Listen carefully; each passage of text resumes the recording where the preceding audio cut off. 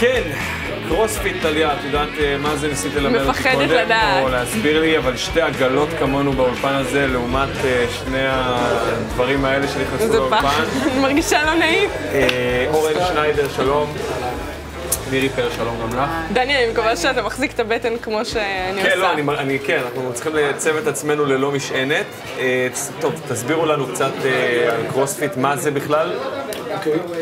קרוספיט בהגדרה המקצועית אומר אימון פונקציונלי עצים שמשתנה כל הזמן. תוריד ביטויים לא עזית, בוא... עכשיו אנחנו נרד לביטויים היותר פשוטים. זה אומר שאנחנו לוקחים סוג של אימון, סגנון של אימון, ומגוונים אותו על בסיס יומי כל הזמן. כדי לא לשעמם את השריר.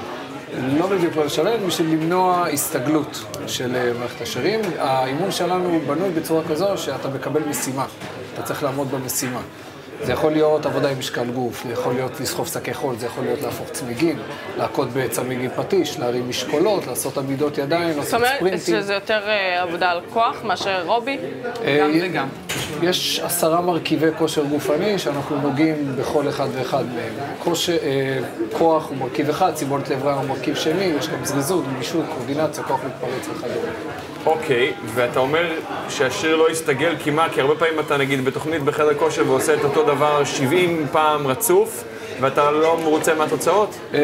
תלוי מה אתה מחפש. אני מגדיר את הקרוספיט עבודה על המנוע ולא על הפחחות והצבע. זאת אומרת, יכול להיות שיש לך אוטו שהוא נראה ממש יפה, קח פרארי, למבורגיני, תפתח את המחסמנות, תגלה מנוע של סקודה מתחת. זאת אומרת, החיצוניות היא מאוד מרשימה ויפה, אבל הביצועים הם ברמה מאוד נמוכה. הקרוספיט קודם כל עובד על ביצועים.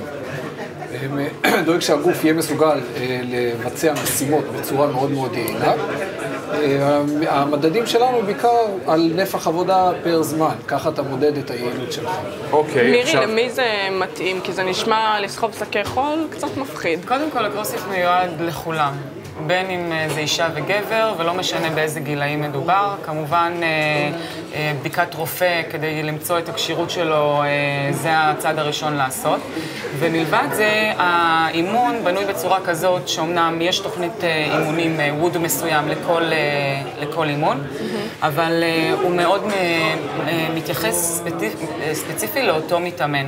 כלומר, מתאמן שהוא מתחיל לא יכול לעשות את אותה תוכנית, את אותו אימון, באותה עצימות, באותה רמה, עם אותם משקלים, מה שעושה בעצם מתאמן שהוא קצת יותר ותיק. עכשיו, מאיך שאתם נראים, אני נוטה להרגיש שזה ממכר, נכון? זה מאוד ממכר, אבל מעבר לזה שזה ממכר, התחושה שזה נותן להיות בפיט, בדיוק כמו שאורן אומר, זה לא רק העניין החיצוני.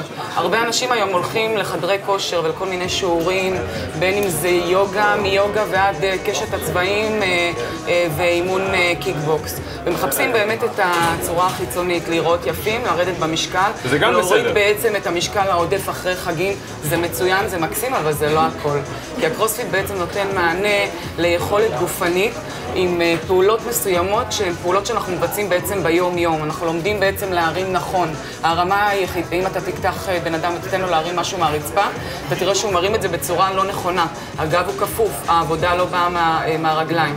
כשאתה עובד בקרוספיט, אז האימון יסודות קודם כל נותן לך ללמוד איך עובדים נכון, איך מתאמנים נכון ואיך עושים את הפעולות נכון. אם כי, אנחנו שומעים בזמן האחרון, ראיתי גם כל מיני כתבות מארצות הברית על אנשים שלקחו את זה צעד אחד קדימה מדי, כל מיני סוגי פציעות, כי זה לא אימון לכל אחד, ויותר מזה אנשים, בגלל ההתמכרות שהזכרתי קודם, לפעמים מעמיסים על עצמם הרבה יותר ממה שהגוף שלהם מסוגל.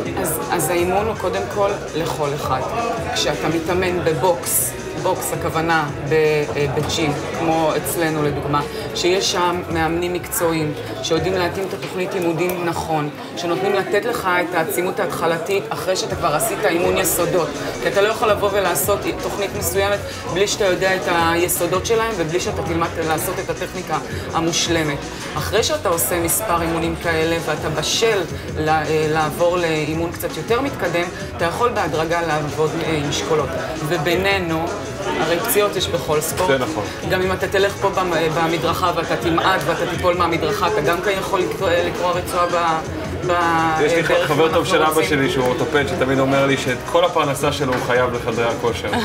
אז מן הסתם זה משהו שבעצם קרו מקרים בודדים שניסו בעצם להלביש את זה על העולם של הקרוספיט, כי הוא עצים, כי הוא גדול והוא וואו, אבל אם אתה עובד נכון, ואתה עובד בשלבים, ואתה בא ואתה לומד את היסודות שלך, ואתה מתקדם לאט לאט, ואתה עולה במשקלים, ואתה עולה לאט לאט בתוכנית האימונים שלך, אתה מרגיש גם יותר בפיט, ואתה נשאר ברוך השם ברוך. אני מאוד אוהב את השוט הזה של שתיכן, אני חייב לומר. למה? לא יודע. נראה מאוד מעניין. העיקרון המנחה של השיטה הוא קודם כל עיקרון ההתאמה. שנייה, אורי, אני פשוט רוצה לשאול אותך, כי הכושר זה משהו נורא טרנדי. לפני שנה זה היה TRX, עכשיו זה קרוספיט. מי קובע את הטרנדים האלה? אוקיי, אז קודם כל אנחנו לא מתייחסים לקרוספיט כטרנד, לחלוטין לא. קרוספיט הוא, מה שאתם רואים כרגע זה ענף ספורט. אבל יש הבדל בין אימון לענף ספורט. לא כל אחד שיודע לשחק כדורסל, יודע להתעופף לגבהים ולהטביע, זה אומר שהוא יכול להגיע ל-NBA.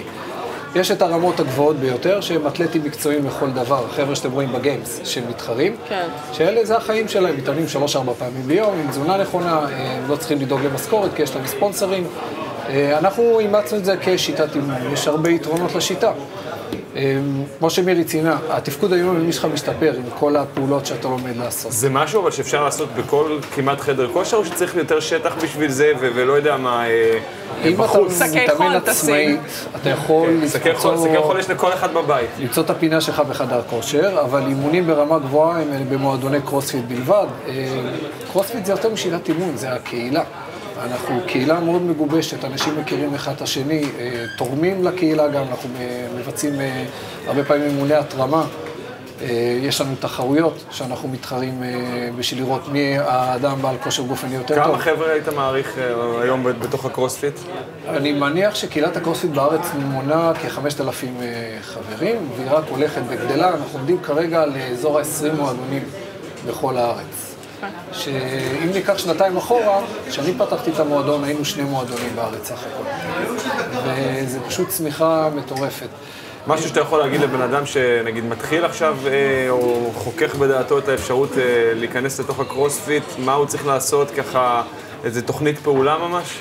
הוא צריך פשוט לרצות, זה הכל. צריך לבוא עם ראש פתוח ולרצות לעשות את השינוי.